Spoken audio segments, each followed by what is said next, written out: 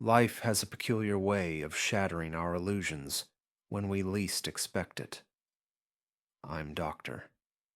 James Mitchell, a pediatric surgeon at Boston Children's Hospital, and this is the story of how my perfect marriage crumbled like a house of cards. 7 years of what I thought was marital bliss with Amanda turned out to be nothing but an elaborate facade. I remember the day I first met Amanda Parker at a charity gala in downtown Boston. Her emerald green eyes and flowing auburn hair caught my attention from across the room. She was confident, ambitious, and worked as a marketing executive for a prestigious pharmaceutical company.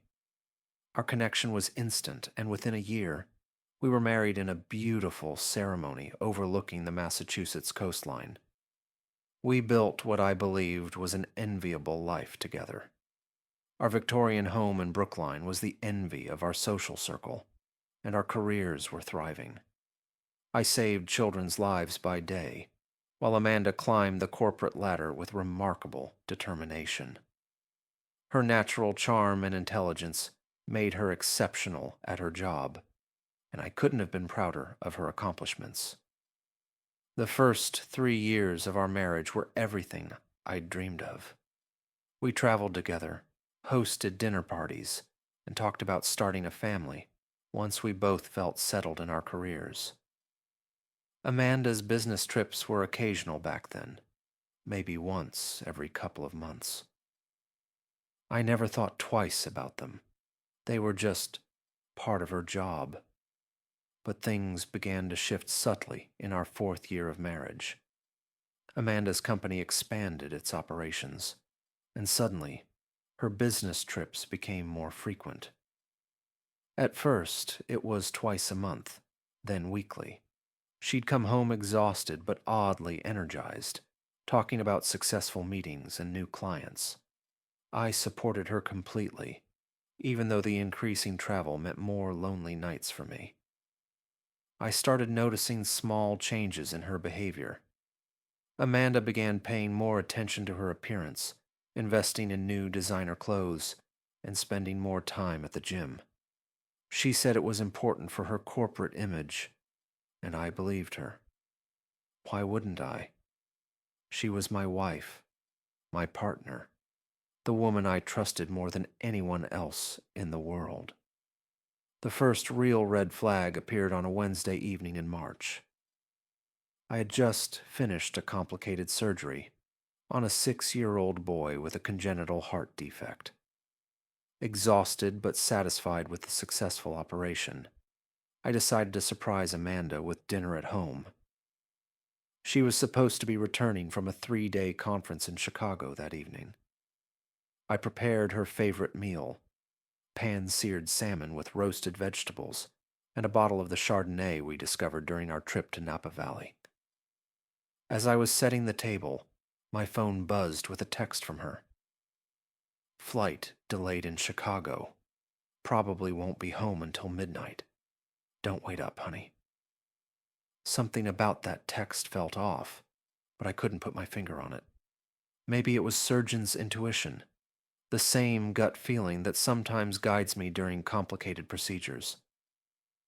I checked the Chicago flights to Boston online, curious about the delays. To my surprise, there were no significant delays reported on any flights that evening. I dismissed my concerns, telling myself I was being paranoid. Amanda had never given me any reason to doubt her before. Still, a small seed of uncertainty had been planted in my mind. That night, as I ate dinner alone in our quiet house, I found myself staring at our wedding photo on the wall. Amanda's radiant smile seemed different somehow, like a puzzle piece that suddenly didn't quite fit. When she finally came home around midnight, her explanation about the delays seemed rehearsed. She mentioned something about airport congestion and air traffic control issues, but avoided making eye contact as she spoke. Her perfume was different too. Stronger, more recent than it should have been after a long day of travel. That night marked the beginning of my awakening. Like a patient showing the first symptoms of an illness, my marriage was beginning to show signs of distress. As a surgeon, I'm trained to notice details, to look for patterns, to trust my instincts. And my instincts were telling me that something wasn't right. Little did I know that this was just the beginning of a journey that would test my strength, challenge my beliefs, and ultimately change my life forever. The truth about Amanda's business trips was lurking in the shadows, waiting to be discovered, and I was about to embark on an investigation that would reveal just how blind trust can make us. The weeks following that suspicious Chicago trip brought more changes in Amanda's behavior. As a surgeon, I'm trained to observe patterns, and the patterns I was seeing were increasingly troubling. Amanda, once an open book to me, had become as complex as some of my most challenging surgical cases. Her phone became her most prized possession, never leaving her side.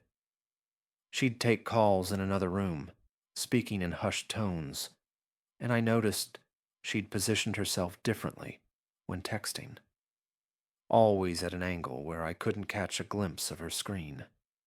The Amanda I knew had always been casual about her phone, often asking me to check her messages while she was cooking or driving. One particular name kept surfacing in her conversations: Derek. At first, it was casual mentions. Derek gave an impressive presentation today, or Derek's team landed the Johnson account. But soon, I noticed how her eyes would light up when she spoke about him. How she'd unconsciously play with her hair during these conversations. "Who's Derek?" I finally asked one evening as we were having dinner.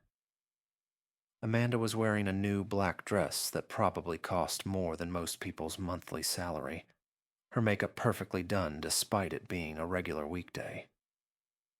"Oh, just our new sales director," she replied, taking a sip of wine. "He transferred from the West Coast office. He's really revolutionizing our approach to client relationships." The way she said relationships made something twist in my stomach. I began paying more attention to her schedule.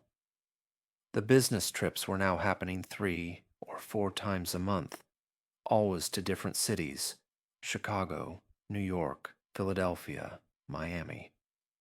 She'd return with stories about client meetings and corporate events, but something felt rehearsed about her tales. The details were either too vague or too perfect. One morning, while Amanda was in the shower, her phone buzzed on the bedside table. I had never been the type to snoop, but the preview message that flashed across the screen caught my eye. "Can't wait to see you again. Last night was..." The rest was hidden, and the sender was listed simply as DT. My hands trembled as I heard the shower turn off. I stepped away from the phone, my mind racing with possibilities I didn't want to consider. That same day, I noticed Amanda had bought new lingerie, expensive pieces from a boutique I'd never heard of. The receipt in her shopping bag showed she'd spent over $600. When did my wife start spending that kind of money on underwear? I found myself doing things I never thought I would. I started checking her credit card statements, noting patterns in her expenses. There were charges from hotels in cities she hadn't mentioned visiting. Restaurant bills for two at high-end establishments when she was supposedly at corporate dinners. The final straw came when my colleague, Dr. Sarah Reynolds, called me one afternoon. "James, I just saw Amanda at the Four Seasons having lunch. Wasn't she supposed to be in Chicago today?" My heart stopped. Amanda had left that morning with her suitcase, kissing me goodbye and telling me about her important meetings in Chicago. That evening I sat in my home office, staring at my computer screen. I'd pulled up Amanda's Instagram account, something I rarely checked. There she was in her latest post from 2 hours ago, sharing a throwback Thursday photo, supposedly from last week's Chicago conference. But the date stamp on the original photo, visible in the corner of a document on a table in the background, clearly showed it was from 3 months ago. The surgeon in me wanted to approach this methodically, to gather more evidence before making a diagnosis. But the husband in me was already in pain, feeling the sharp sting of betrayal. Amanda had changed, or perhaps I was finally seeing what had been there all along. Her once warm emerald eyes now seemed to hold secrets. Her confident smile looked more like a mask, and her increasing business trips felt like escape routes from our marriage. I thought about the children I treated at the hospital, how their parents would do anything to protect them from pain. Yet here I was, a grown man, feeling as vulnerable as my young patients.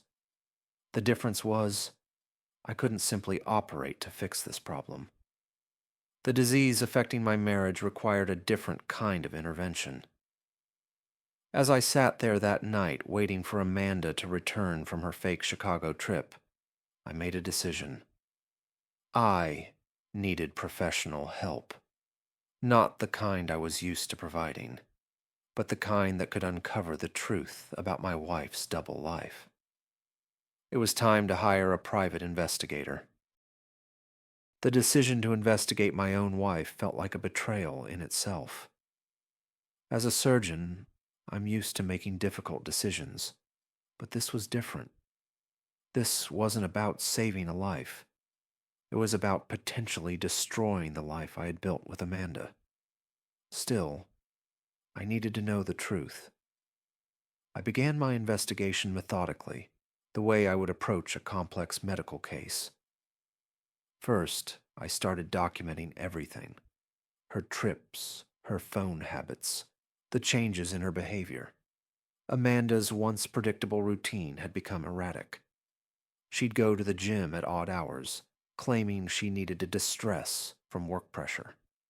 Her previously modest makeup routine had evolved into something more elaborate, and her wardrobe had shifted from professional to provocative.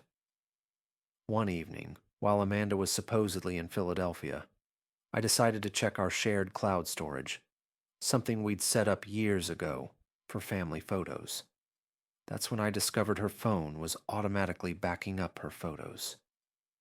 Among the recent uploads were pictures of her in Boston, at times when she claimed to be in other cities.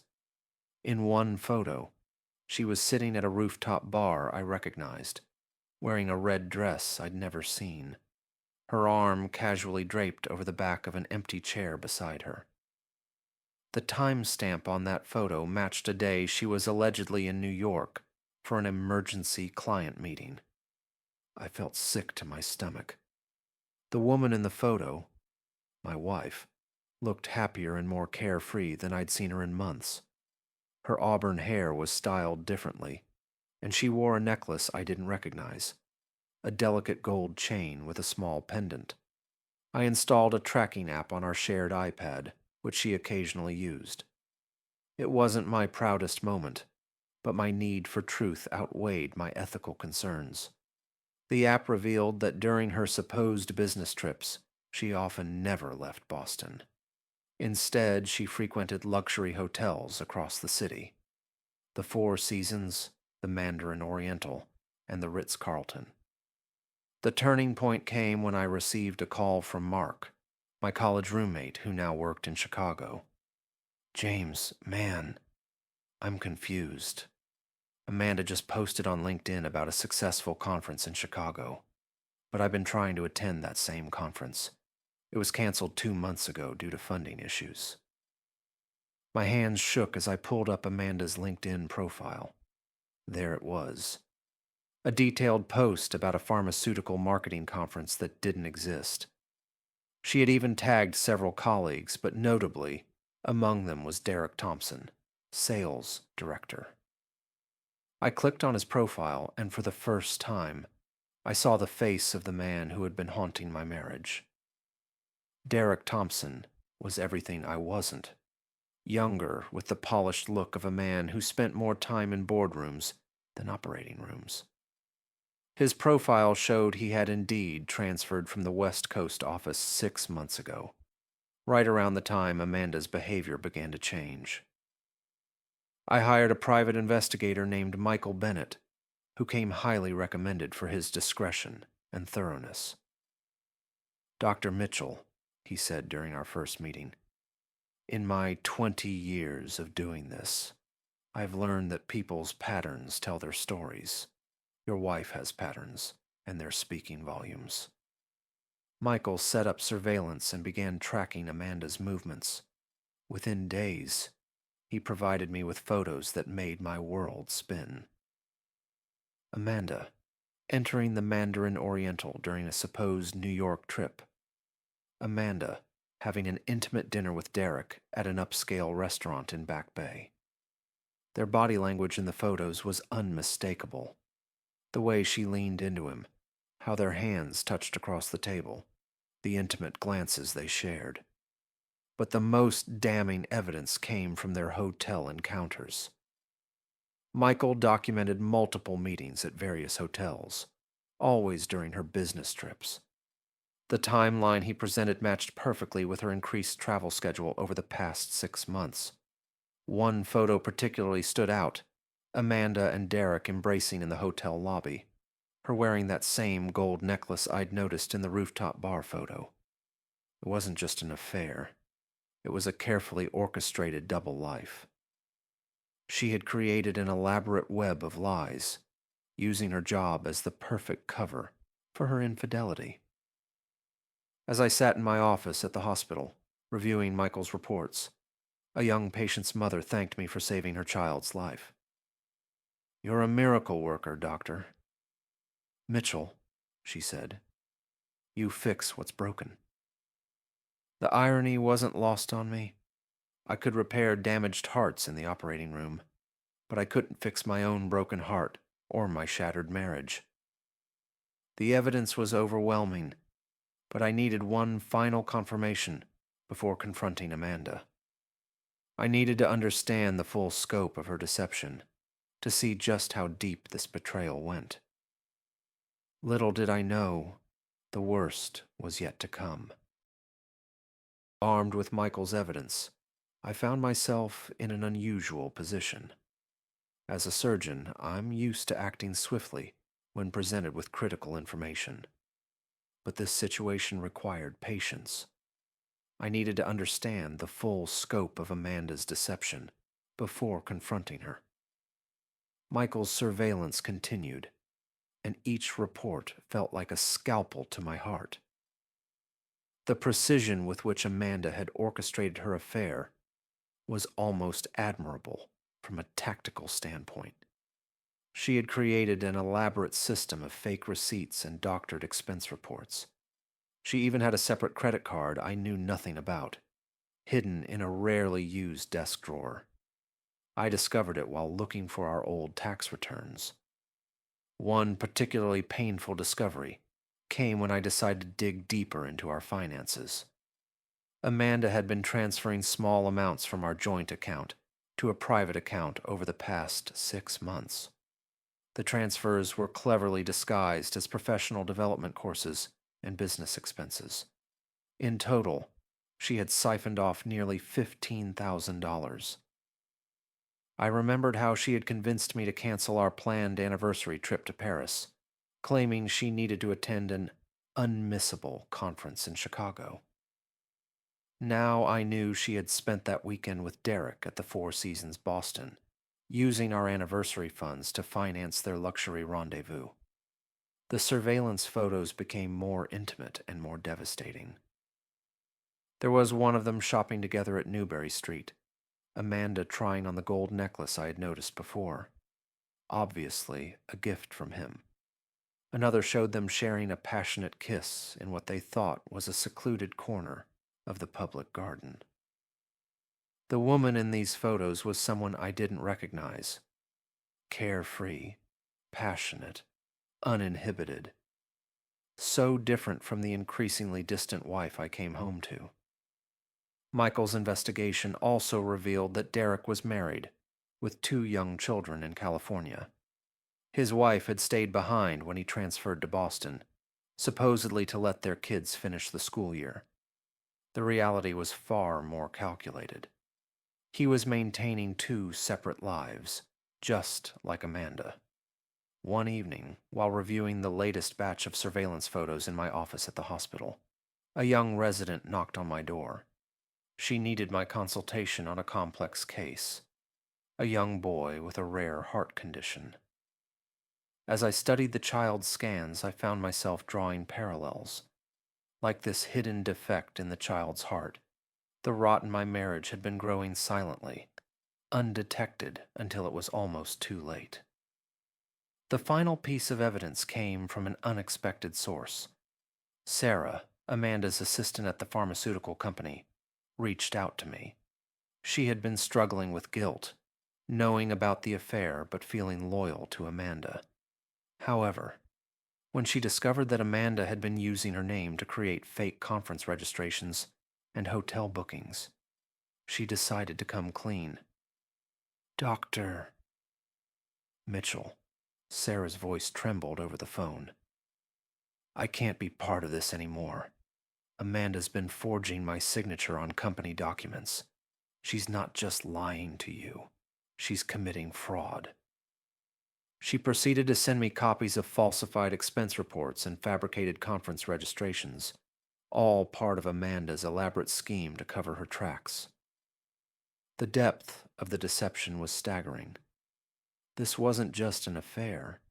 It was a carefully constructed parallel life. Amanda hadn't just betrayed our marriage. She had created an entire fictional narrative, complete with forged documents, manipulated finances, and a network of lies that extended far beyond our personal life.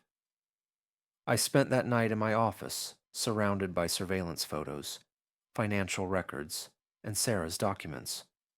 As a surgeon, I was trained to be methodical, to gather all necessary information before making critical decisions. Now, I had all the evidence I needed. The diagnosis was clear. My marriage was terminal. The next step would be the confrontation, but I needed to plan it carefully. I couldn't let emotions drive this crucial conversation. Just as I would meticulously plan a complex surgery, I needed to prepare for what would undoubtedly be one of the most difficult conversations of my life. I decided to wait for her next business trip to Chicago, scheduled for the following week. I knew, thanks to Michael's surveillance, that she had already booked a room at the Four Seasons Boston for her and Derek. This would be where their elaborate charade would finally come to an end. The day of confrontation arrived with the weight of inevitability. Amanda kissed me goodbye that morning, her Louis Vuitton suitcase packed for her supposed Chicago conference. "I'll miss you," she said, her emerald eyes meeting mine with practiced sincerity. "It's just 3 days this time." The casual way she delivered these lies made my stomach turn. I had taken the day off from the hospital, something I rarely did. Michael had confirmed that Amanda and Derek's rendezvous was scheduled for 1 p.m. at the Four Seasons. They had reserved their usual room, 1506. The same room they'd been meeting in for months, I learned, as if their affair needed a permanent address. At 12:45 p.m., I walked into the Four Seasons lobby, carrying a briefcase containing all the evidence I'd gathered. The hotel staff recognized me. I'd performed surgery on the general manager's daughter last year. He nodded sympathetically. Michael had already spoken with him to ensure there wouldn't be any issues with access. I took the elevator to the 15th floor and waited in the stairwell. At 1:03 p.m., I watched through the small window as Amanda walked down the hallway, her heels clicking against the marble floor. She'd changed into a black dress I'd never seen before. 5 minutes later, Derek arrived, carrying a bottle of champagne. I gave them 15 minutes. 15 minutes to settle into their fantasy world before I shattered it completely. At 1:25 p.m., I knocked on the door of room 1506. The sound of laughter inside immediately ceased. "Room service," I called out, disguising my voice. After a moment of shuffling, Derek opened the door, his shirt partially unbuttoned. The look of shock on his face when he saw me was almost comical. "James!" Amanda's voice cracked as she emerged from the bathroom, hastily adjusting her dress. Her face had drained of all color, the confident mask she'd worn for months finally cracking. "Please, sit down," I said, maintaining the calm demeanor I'd perfected in the operating room. "We have a lot to discuss." I placed my briefcase on the table and began methodically laying out the evidence: surveillance photos, financial records, Sarah's documents, everything. "How long have you been following me?" Amanda demanded, trying to sound indignant but failing to mask her fear. "Long enough to know that your Chicago conferences don't exist," I replied. "Long enough to document 6 months of hotel meetings, secret dinners, and financial fraud." I turned to Derek. "And long enough to know about your wife and children in California." Derek's face went pale. "This isn't what you think," he started, but I cut him off. "What I think," I said, "is that you two have orchestrated an elaborate scheme of deception. You've committed fraud against your company, stolen from our joint accounts, and destroyed 2 families in the process." Amanda began to cry, but these weren't the tears of remorse. They were tears of frustration at being caught. "I never meant for this to happen," she said, reaching for my hand. I pulled away. "Really? You never meant to create fake conference registrations. Never meant to forge Sarah's signature. Never meant to transfer thousands of dollars to a secret account." My voice remained steady, even as I felt my world crumbling. The confrontation lasted nearly 2 hours. Every lie was exposed, every deception unveiled. Amanda finally broke down and confessed everything. The affair had started at a real conference in Boston 6 months ago. What began as flirtation quickly escalated into regular meetings, with both of them using their business travel as cover. "I love him," Amanda declared, looking at Derek. But Derek, faced with the reality of exposure, was already backing away. "I should go," he mumbled, reaching for his jacket. "My wife. I need to call my wife." The irony wasn't lost on me. In the end, their passionate affair dissolved into panic and self-preservation. Amanda watched in disbelief as Derek hurriedly left the room, leaving her to face the consequences alone. "Your things will be packed and ready for pickup tomorrow," I told her, standing to leave. "My lawyer will contact you in the morning. And Amanda." I paused at the door. The hospital's board of directors might be interested in how company funds were used to finance your affair. As I walked out of room 1506, I heard her collapse into sobs. The sound echoed down the hallway, but it didn't move me. In surgery, we're taught that sometimes you have to cause pain to heal. This was one of those times. In the elevator, I looked at my reflection in the mirrored walls. I expected to see a broken man, but instead, I saw something else. Someone stronger. Someone who had finally cut out the cancer that had been destroying his life. The aftermath of that day at the Four Seasons unfolded like a well-choreographed surgery. Precise, methodical, and ultimately healing. The divorce proceedings moved quickly, especially after Amanda's company launched an internal investigation into her fraudulent activities. She was terminated, and Derek, facing his own divorce in California, quickly accepted a transfer to their London office. The first few months were the hardest. Our shared friends chose sides, though most stood by me after learning the extent of Amanda's deception. Our Victorian house in Brookline, once filled with dreams and promises, felt too large and empty. I threw myself into my work, taking on additional surgeries and spending more time with my young patients. It was actually one of these patients who helped me begin to heal. 8-year-old Sophie, recovering from a complex heart procedure, asked me why I looked sad while checking her vitals. When I mentioned that sometimes grown-ups feel sad too, she offered me her favorite stuffed elephant, explaining that it helped her feel better after her parents' divorce. "Sometimes bad things happen so better things can come," she said with the innocent wisdom only children possess. "That's what my mom says." Her words struck a chord that resonated deep within me.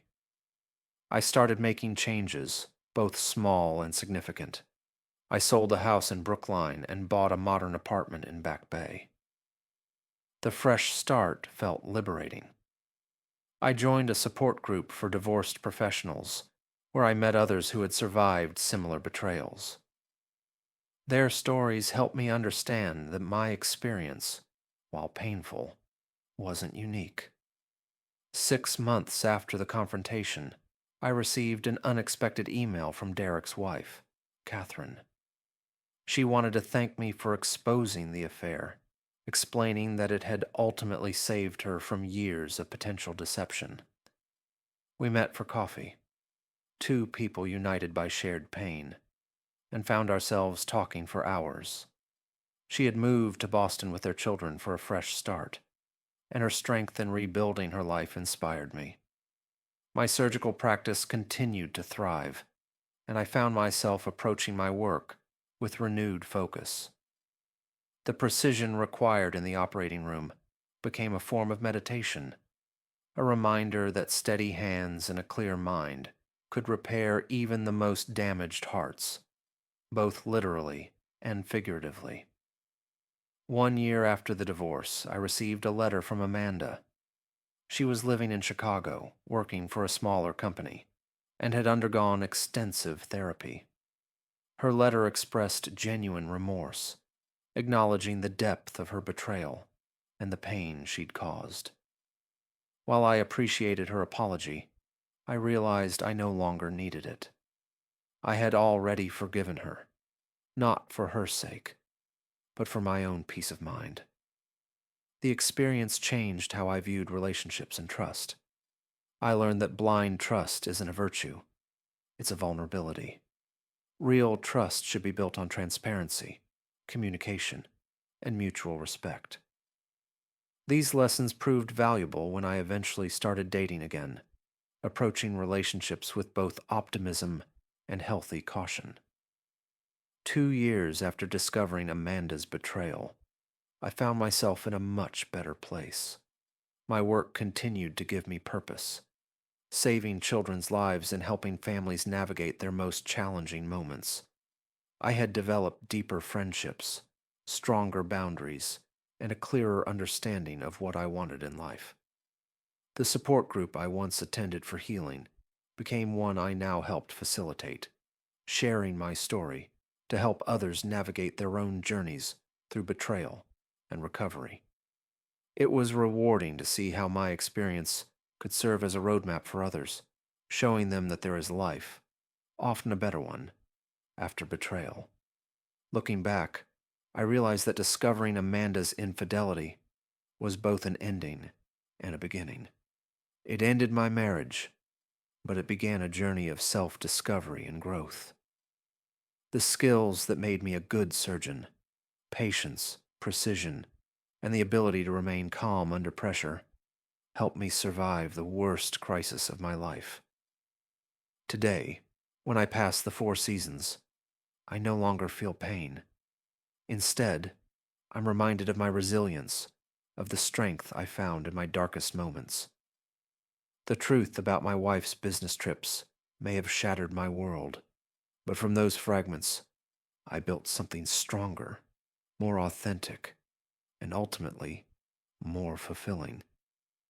As I tell my patients' parents before difficult surgeries, sometimes we need to face our greatest fears to find our greatest strength.